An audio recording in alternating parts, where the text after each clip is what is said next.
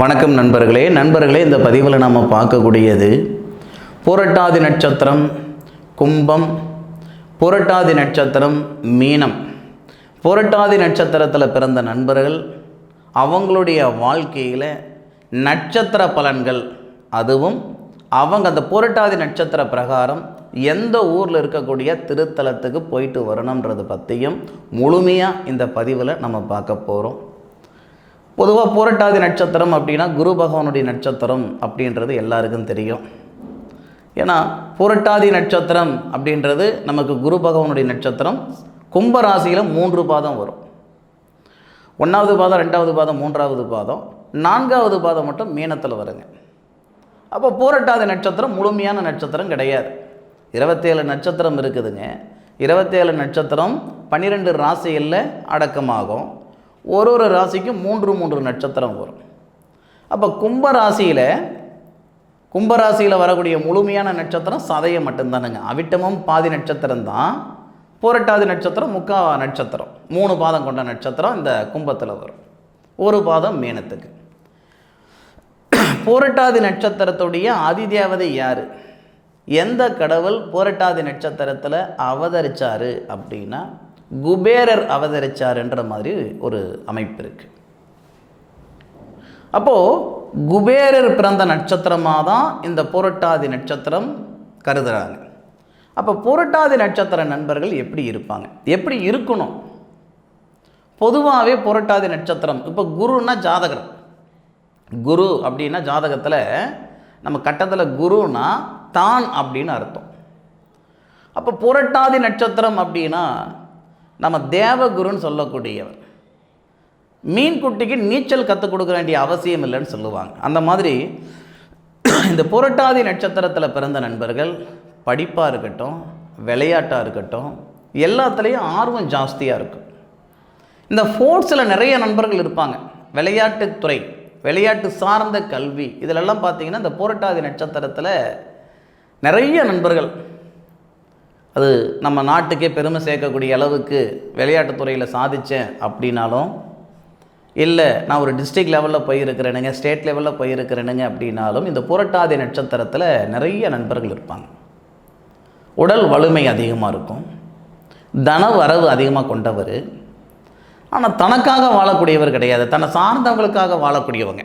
ஆணாக இருந்தாலும் சரி, பெண்ணாக இருந்தாலும் சரி, புரட்டாதி நட்சத்திரத்தில் பிறந்தவங்க தன்னை சார்ந்து இருக்கிறவங்களுக்கு நல்லது செய்து பழக்கம். கூட்டத்தோடு வாழணுன்ற ஆசை அதிகமாக இருக்கும். பெரிய குடும்பத்தில் போய் வாக்கப்படணும் அப்படின்ற மாதிரி தான் புரட்டாதி நட்சத்திரத்தில் பிறந்த பெண்கள் நினைப்பாங்க. புரட்டாதி நட்சத்திரத்தில் பிறந்த ஆண்கள் கூட்டு குடும்பமாக நம்ம இருக்கணும், தனி குடும்பமாக போகக்கூடாது.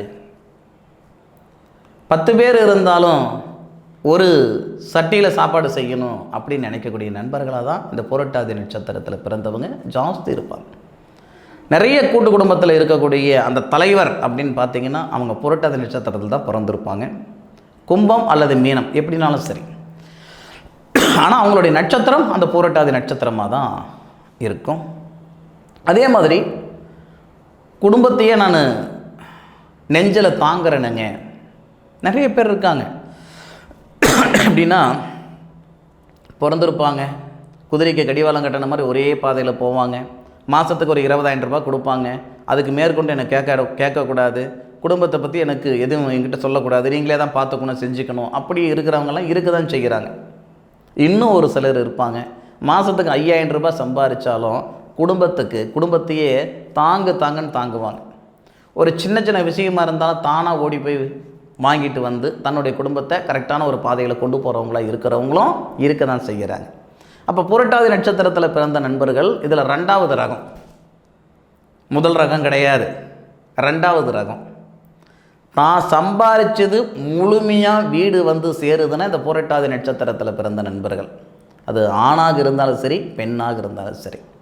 அது பெண்கள் எப்படின்னா தன்னுடைய தாய் வீட்லேயும் சுகமாக இருந்தோம் அப்படின்ற மாதிரி இருக்காது, கணவருடைய வீட்லேயும் சுகமாக இருந்தோம் அப்படின்ற மாதிரி இருக்காது. வெளி தோற்றத்துக்கு வரணும்னா சொல்லிக்குவாங்க. ஏன்னா பொதுவாகவே இந்த புரட்டாதி நட்சத்திரத்தில் பிறந்தவங்க மனசில் இருக்கிறது அவ்வளோ சீக்கிரம் வெளியே சொல்லிட மாட்டாங்க. சந்தோஷமாக இருந்தால் கூட ஒரு நேரம் இல்லைனாலும் ஒரு நேரத்தில் சொல்லிவிடுவாங்க. சங்கடமாக இருந்ததுன்னு வச்சுக்கோங்களேன், சாகிற வரைக்கும் சொல்ல மாட்டாங்க. அது புரட்டாதி நட்சத்திரத்தில் இருக்கக்கூடிய மிகப்பெரிய ஒரு குணம். என்னால் என்னுடைய வார்த்தைகளால் மற்றவங்க சந்தோஷப்படணும், என்னாலேயோ என்னுடைய வார்த்தைகளாலேயோ ஒருத்தர் சங்கடப்படக்கூடாது அப்படின்றதில் உறுதியாக இருப்பாங்க. எது எப்படி இருந்தாலும் புரட்டாதி நட்சத்திரத்தில் பிறந்த நண்பர்கள் 100% சம்பாதிக்கக்கூடிய இடத்துல இருப்பாங்க. சாதிக்கக்கூடிய இடத்துக்கு வர்றாங்க வரல, அது அப்பாற்பட்ட விஷயம். நிச்சயமாக சம்பாதிக்கக்கூடிய இடத்துல நிச்சயமாக இருப்பாங்க, அதில் மாற்று கருத்து இல்லை. காலம் கண் போன்றதுன்னு சொல்லுவோம் இல்லைங்களா, அந்த மாதிரி ஒவ்வொரு நாளும் ஒவ்வொரு தருணத்தையும் சரியான முறையில் பயன்படுத்திக்கிறவங்க இந்த புரட்டாதி நட்சத்திரத்தில் இருக்கக்கூடிய நண்பர்கள். சரி, புரட்டாதி நட்சத்திரத்தில் இருக்கிற நண்பர்கள் எந்த திருத்தலத்துக்கு போயிட்டு வந்தால் இன்னும் அவங்களுடைய வாழ்க்கை சிறப்பாக அமையும், தன்னுடைய வாழ்வாதாரம் அதிகரிக்கும், தன்னுடைய வாழ்க்கைக்கும் வாழ்வாதாரத்துக்கும் பயனுள்ளதாக இருக்கும். பொதுவாக இந்த திருத்தலத்துக்கு பிராத்தம் இருந்தால் தான் உங்களால் போக முடியும். புரட்டாதி நட்சத்திரம் கும்பராசியில் பிறந்தவங்களாக இருக்கட்டும், புரட்டாதி நட்சத்திரம் மீனராசியில் பிறந்தவங்களாக இருக்கட்டும், உங்களுக்கு பிராத்தம் இருந்தால்தான், முன் ஜென்மத்தில் புண்ணியம் செய்திருந்தால்தான் இந்த திருத்தலத்துக்கு உங்களால் போக முடியும். இதில் மாற்று கருத்து கிடையவே கிடையாது. திருநேஸ்வரர் அப்படின்ற ஒரு அற்புதமான திருத்தலம். திருவனேஸ்வரர், திருவனேஸ்வரர் அப்படின்னா அது சிவனுடைய திருத்தலம் தான். 27 நட்சத்திரத்துக்கும் சிவனுடைய திருத்தலமா அப்படின்னு கேட்டிங்கன்னா விஷ்ணுவுடைய திருத்தலமும் இருக்க தான் செய்யுது. ஆனால் ஜாஸ்தி பார்த்திங்கன்னா சிவனுடைய திருத்தலம்.